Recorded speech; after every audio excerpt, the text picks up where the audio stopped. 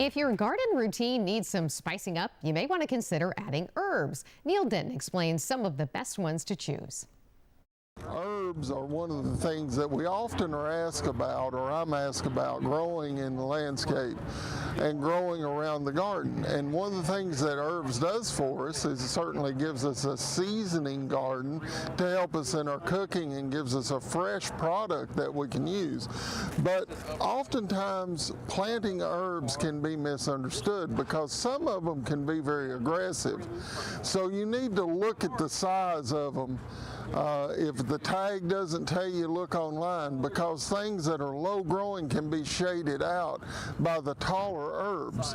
So placing your herb garden, or if you're putting them in pots so that all of them get full sun, is very important.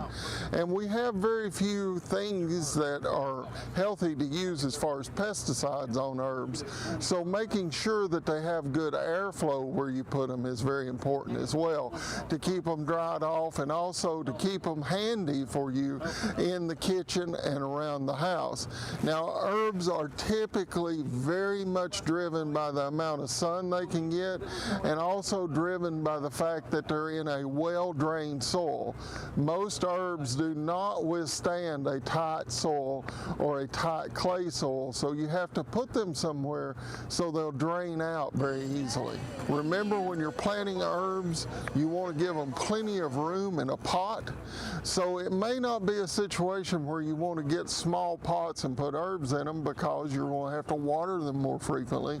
It may be a situation where you get a larger bed or a larger container that you plant different herbs in different parts of it. If you want mint, it needs to be in a container by itself because mint will take over your garden.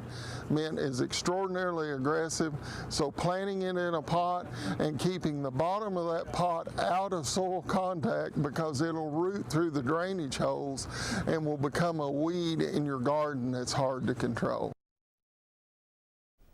And hey, you can buy herbs pretty cheaply as well. You can get them at a lot of different grocery stores. They start at about $2.